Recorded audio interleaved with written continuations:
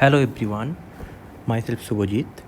So today I'm going to discuss about Newton's laws of motion and the concept of momentum for a dynamics of system of particle.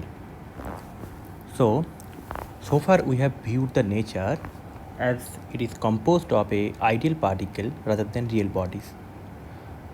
Sometimes such a simplification is justified. For instance, the study of the planetary motion, where the mass of a single object, that is, let's say, uh, if you consider the mass of a planet, or the if you consider the radius of a planet or the radius of a star, that is pretty much smaller rather than the distance compared to the planet and the star. So in that case, the individual planet or the individual star, they can be treated as a tiny object or a point particle. So in such a system, we have applied we can apply Newton's law for a just as we are applying for a point particle. So another example is let's say you have elementary particles, that say let's say you have a hydrogen ion or the electron proton that is moving along the accelerator. The in this case, the mass of radius of the tiny particle, let's say elementary particle, it's around 10 to the power minus 15 meter, which is pretty much smaller compared to the size of the machine. So in that case, the elementary particle can be treated as a point particle. So in such an example, we can directly apply Newton's law, that is F equals to mass times acceleration, where m is the mass of the point particle and a is the acceleration, and F is the force acting on that particle. That is the Newton's law. But it is suppose you have a system like a rocket that is accelerated forward by ejecting mass backward. So in such a system, the mass of the system is not constant, that is changing. So it is not obvious how we can apply that equation, that is F equals to ma, in such a rocket system. So in this chapter, uh, we'll generalize the laws of motion to overcome these difficulties. So we begin. Okay, so the Newton's laws of motion is just F equals to m times mass times acceleration. And what is that acceleration? Acceleration is the rate of change of velocity. So this is for a of course this law is valid for now. This Newton's law, we have treated this m as a point particle.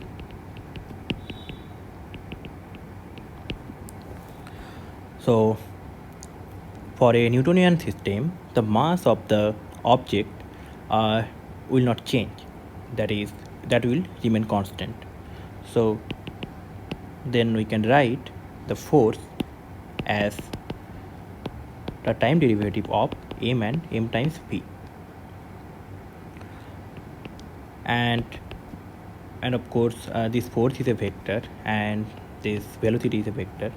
So in vectorial notation, the equation is like this. So our force is just, let's say we introduce a quantity, that is p, like p is m times that v. This p is we define to be the linear momentum of the system. So the AP is just mass times velocity, and for a point particle, so our description is now is limited to the point particle for now. Then when we'll move into the dynamics of the system of particle, few moment later. So for now, this we define momentum of a point particle to be the mass times the velocity. So this is our definition of momentum. So the force is nothing but the rate of change of momentum. So now we'll discuss how we can generalize Newton's law for a dynamics of a system of particle.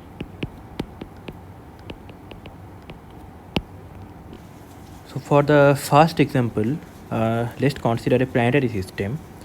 Let's say you have a star, and let's say you have a planet P1 moving around the sun, and let's say there are two planets that is moving around the star,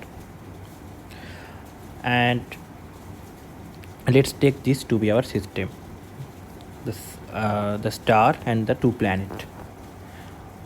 So if you consider a single planet, the first planet, then it is there are so in this case the distance of a star or planet, or between two planets, it's pretty much larger compared to the distance compared to the radius of the star or planet. So in this case we can treat our star or planet as a point particle. So now let's say there are this is so now for now take the star and two planet to be our system, and let's consider there are some external forces acting on this system. That is, let's say, if you let's consider that is any x external. So that could be let's say you have another star that is our pretty much that is at a long distance from this system. So that is the external force. If you consider the star and two planet to be the system, and so there is a you can consider the force acted by the third star by the second star to be the external force. And also there are other objects, let's say star, planet, and all the other astronomical object outside the system. So the force acting on this system by the other object, you can consider the sum of the all forces to resultant of all forces to be the F external. So what are the internal forces of this system, this system? So the internal forces is, the first forces is just, let's take a individual planet that is P1. So that is acted on by the first force is by the star and by the second planet. And also there is a equal and opposite forces by P1 to the P2. That is, from the Newton's third law, the forces acting between two objects are equal and opposite. So there is a equal and opposite forces by the first planet on the second planet and also on the star. Fine. So these are the forces acting on P1. So on this P1. Similarly for P2, we will have, similarly for P2 we have another force, the force by the star, and that is acting along the star, and by P1 that is acting along this direction. And there is a equal and opposite force by P2 on P1 here, and on sun in this direction. So these are the forces. And similarly for the sun, we can think of in a similar way. So these are the internal forces inside the system. So the question is how we can develop a formalism to concise formalism to apply the Newton's law for this system of particle, where the internal forces plays an important role. So now for a generalized case, let us consider we have n particles like m1, m2, m3, m4, let's say mn, and the position vector of m1, let's say r1, and for m2 it is r2, for m3 it is r3, m4 r4, and all the way up to rn. So let's pick any jth particle, let's say where j can be 3, 4, or any particle. So j is just the index here. So for the jth object, the position vector of particle mj is rj, right? So the momentum of jth particle is pj, so it's just mj rj dot. Since vj, that is the velocity of jth particle, is defined as g drj by dt, and that is rj dot in short notation. So the force acting on the particle, on jth particle, is just the rate of change of momentum. Fine. Since all particle are we are treating as the point particle, so we can apply Newton's law like this way. So force acting on the individual particle is the rate of change of momentum of that particle. But this force, so we can split this is the total force, right? So the total force acting on the particle is the rate of change of momentum. So we can split that total force fj. So by the way, these are the vectors.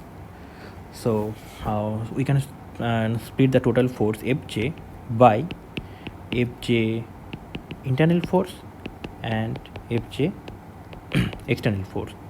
So in this case, this is our system. This is our system, and there are some, let's say, external force occurring, that is f external on that system, and inside this system we have only internal forces.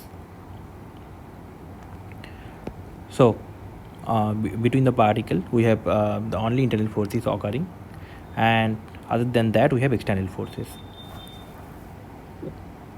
So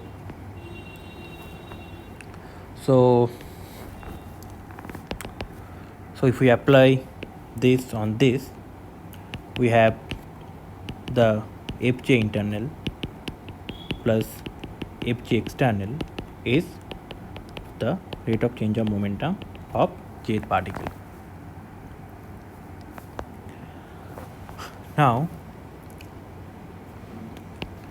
let's take for simplification a system of 3 particles first. Let's take a system of 3 particles, let's say m1, m2, m3. Now let's denote the Fij to be the force acting on particle I by jth particle. So the force acting on, let's say, first particle, that is F1.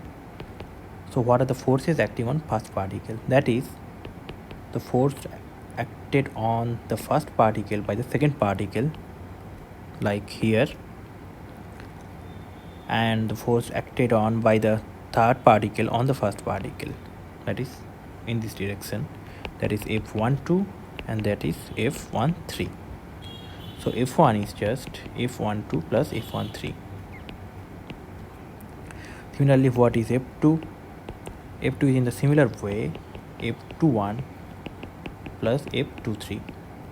Similarly, what is F3? F3 is just F31 plus F32. Now what is F1 plus F2 plus F3? By the way, these F1, F2, F3, these are the only internal forces. Since there is, we are considering there are no external forces on this system. So first we consider there is no external forces on this system, only internal forces occurring. So the forces of the sum of the internal forces, that is F1 plus F2 plus F3, that is, if we arrange like this, F12 and F21 plus F23 plus F32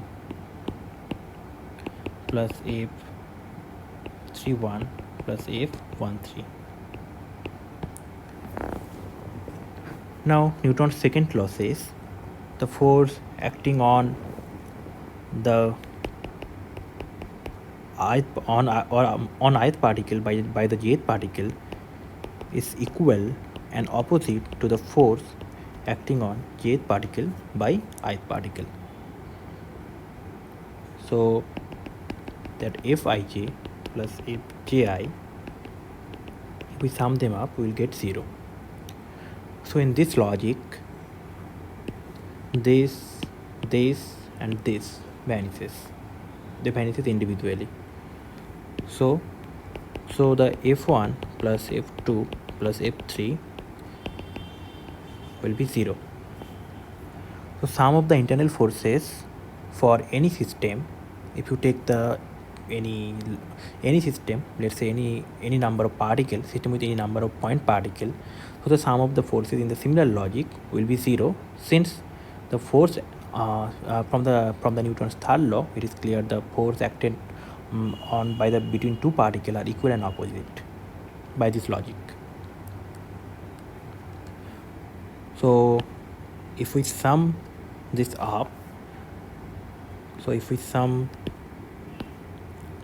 to now if we get back to the system, our system, so in this case, so we have arrived that Fj int plus Fj ext is the rate of change of momentum of jth particle. Now if we sum over j equals to 1 to n, since we have n particle,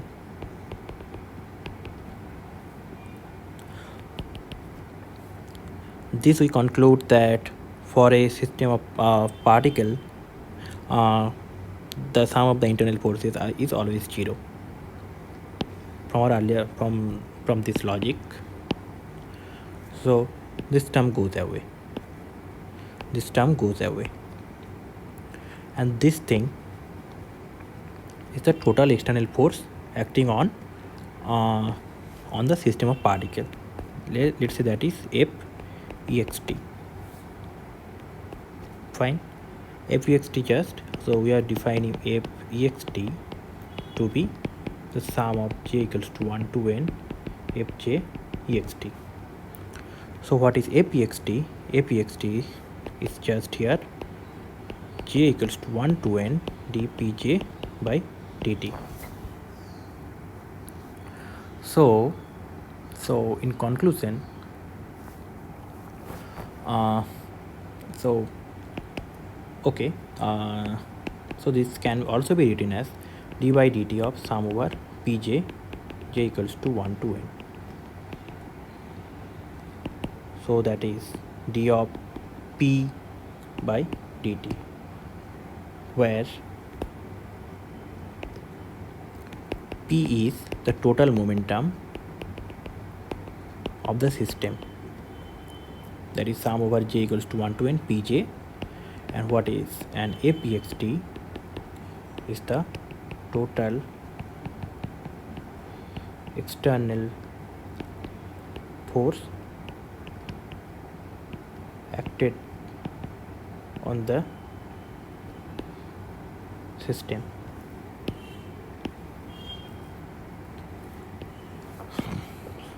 So that is the total force on the applied to the system equals to the rate of change of system's momentum. So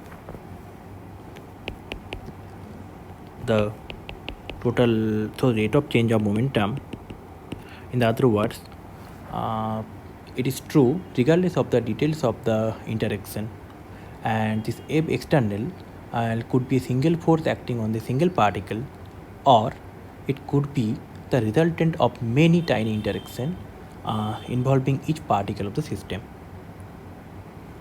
So this we can conclude from this formalism. So that the rate of change of momentum for a system of particle is just the external force acting on the system. So since the internal forces does not contribute, since the sum of the internal forces are 0, so we can write our dp by dt as just F. Here we just omitting our external subscript, since the internal forces does not contribute, so total force is just F. So from the next time onwards, that F means only the F external. Okay. So now we'll introduce the notion of center of mass.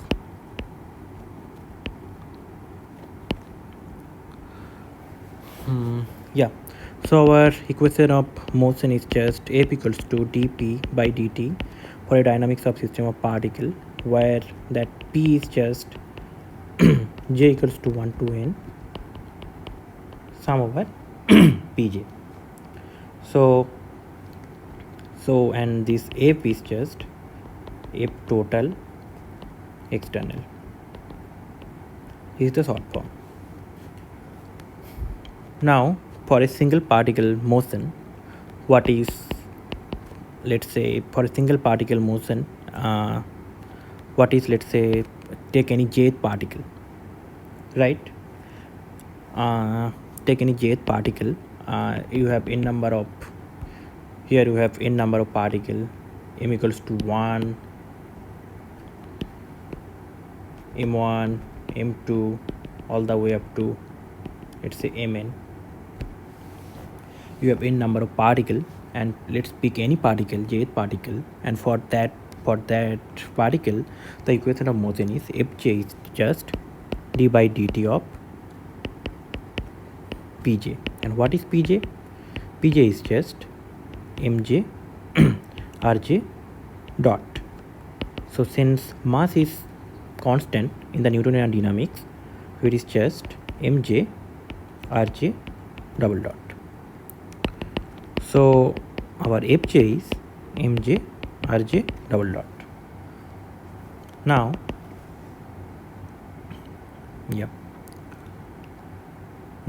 what is F? Okay, another thing. So for a single particle motion, this equation is valid. Let's say for this, let's define an analogous form to this equation for the system of dynamics of particle, where our F is analogous to the total force acting on the system. It consists of a mass m1, m2 up all the way up to mn. So if the total force is, let's assume it is like this, the F total is just capital M, where capital M is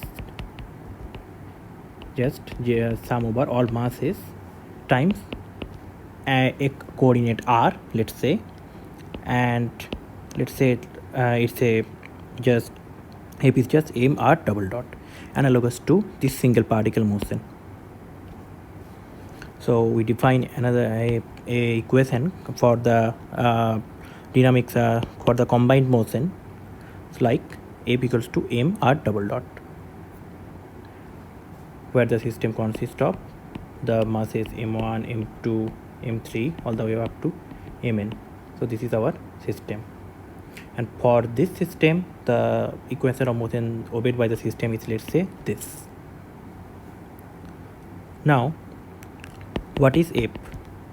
Ape already we know. Ape is just sum over j equals to 1 to n pj dot, right? That means that sum over j equals to 1 to n mj rj dot and time derivative of this. That means since mj is constant in Newtonian dynamics, so it is just sum over 1 to n mj rj double dot. So if we plug this equation here, we'll get mj rj double dot j equals to 1 to n is m r double dot. Still we have not defined that capital R. We have just written an analogous form to the single particle motion for the combined motion. So now what is R double dot? Capital R double dot is nothing but j equals to 1 to n mj rj double dot by m. Since mj and capital M are constant for Newtonian dynamics, that double derivative we can take, we can pull out. So we're left with R is mj rj sum over j equals to 1 to n by m, and where m is sum over j equals to 1 to n mj. M is the total mass. So now this coordinate with this coordinate, so that r coordinate is known as the center of mass coordinate. So now this r coordinate we are defining to be the center of mass coordinate. So the motion, so since the equation of motion for the center of mass is just a equals to m r double dot, so it behaves, so we are treating the whole system such that the it is just equivalent to the motion of a point particle with the total mass, with the mass m, and their acceleration is r double dot. So it is just analogous to the we are treating the whole system such as a point particle whose coordinate is defined at capital R. So here we have, let's say, n number of particles, m1, m2, m3 all the way up to mn, and here the position vector is r1, r2, r3 all the way up to let's say here rn. This is the coordinate, that is the xy coordinate. This system is equivalent to this system where just we have a single particle at a distance r and of mass m. M is just sum over all the m1, m2 up to mn. So this system and this system is same. So we are treating all mass concentrated at this point. So this is the simplification via the center of mass motion. So the relation mr double dot, a equals to mr double dot, it only describes the translation of the body. It does not describe the body's orientation in space. In the later chapters, we shall investigate the rotation of the extended bodies. So it turns out that as the rotational motion of the body depends on its shape, where is the where the force is applied on that body. So since as far as the translation motion of the center of mass is concerned, A equals to mr double dot is true for any system of particle. series. So that's the thing. Next this is the center of mass for a discretized particle. Like if you have n number of particles, the center of mass coordinate m r, capital R, is defined like capital R is just j equals to 1 to n mj rj. Now the question is, how can we define center of mass? Cm is a short form of center of mass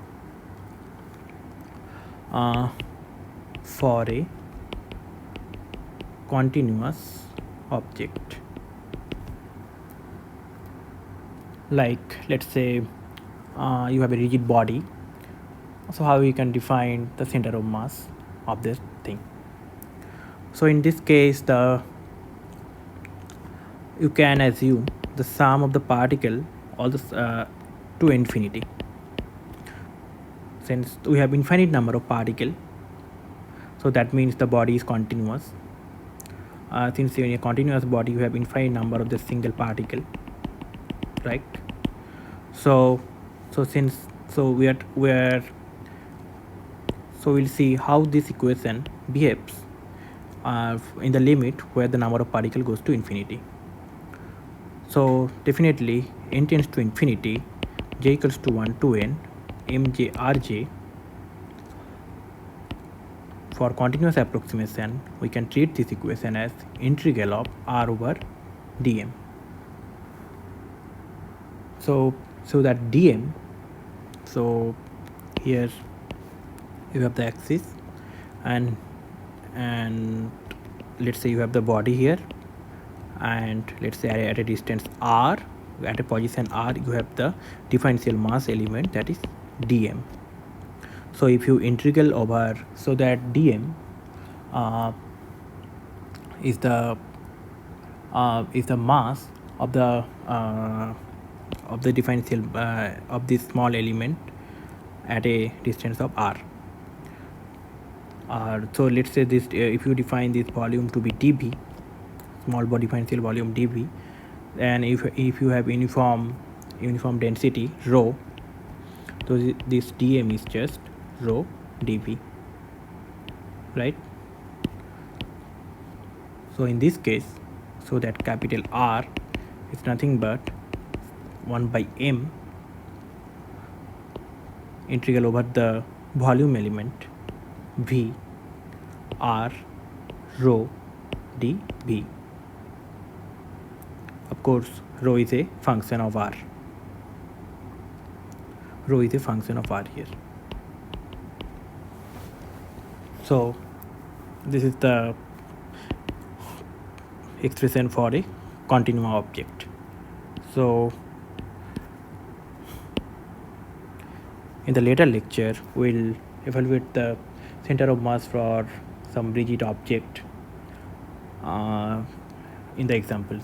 Okay, so for this time being, now consider if you have two objects, let's say two extended object, let's say you have one extended object of m1 and one of m2. If the position of center of mass, let's say of m1 is, let's say r1, and for m2 it is, let's say r2, and this is r1. Now the question is it possible to define the center of mass for this two extended body to just a single part, to just equivalent to a single particle? So this is the center of mass of the second body. That means the body is concentrated on the whole mass is concentrated here, and similarly for the first object, it is concentrated here. So what is, if you take these two body as system, so what is the center of mass of this system? So since r1 is the center of mass for the first body, r1 is just 1 by m1 r1 dm, and you have the, let's say, the integral, the volume of the first body is v1 and for the second body is v2, and For the second object, it is just R2 is defined like 1 by M2 V2 R2 dm. Okay, by the way, we are considering the both the bodies has same mass density, that is rho. So since for them this dm is same, so